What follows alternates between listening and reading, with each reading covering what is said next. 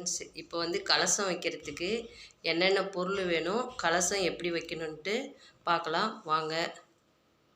கலசத்துக்கு தேவையானது இது வந்து 2 கலசத்துக்கு நான் வச்சுருக்கேன். இது வந்து வரலட்சுமி, இது வந்து குலதெய்வம். நான் எப்பயுமே 2 வச்சுருவேன். என்னுடைய குலதெய்வமும் இதுவும்.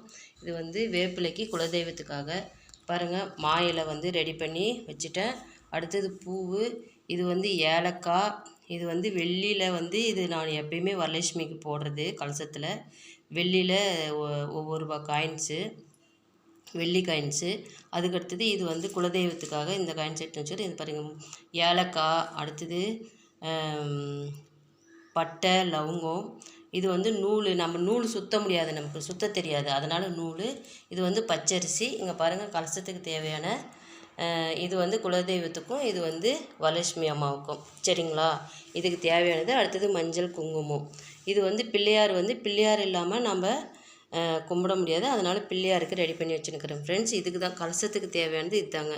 அதான் ஃப்ரெண்ட்ஸ், இங்கே பாருங்கள், இது வந்து குலதெய்வம், இது வந்து வரலட்சுமி அம்மா. இப்போ வந்து கலசத்தை வந்து நீங்கள் வரலட்சுமி அம்மா கிட்ட விநாயகர் வச்சுக்கோங்க. குலதெய்வம் எப்பயும் வைக்கிற மாதிரி பச்சரிசி கொட்டி வைக்கணும். இவ்வளோதாங்க ஃப்ரெண்ட்ஸ், இந்த கலசம் ரெடி பண்ணுறது இவ்வளோதாங்க. பாருங்கள், ஒரு அண்ணா கேட்டார் கலசம் எப்படி ரெடி பண்ணுறதுன்னு, பார்த்து நீங்கள் தெரிஞ்சுக்கோங்க. Thank you friends. இந்த வீடியோ பிடிச்சிருந்தால் லைக் பண்ணுங்கள், ஷேர் பண்ணுங்கள், சப்ஸ்கிரைப் பண்ணுங்கள். தேங்க்யூ.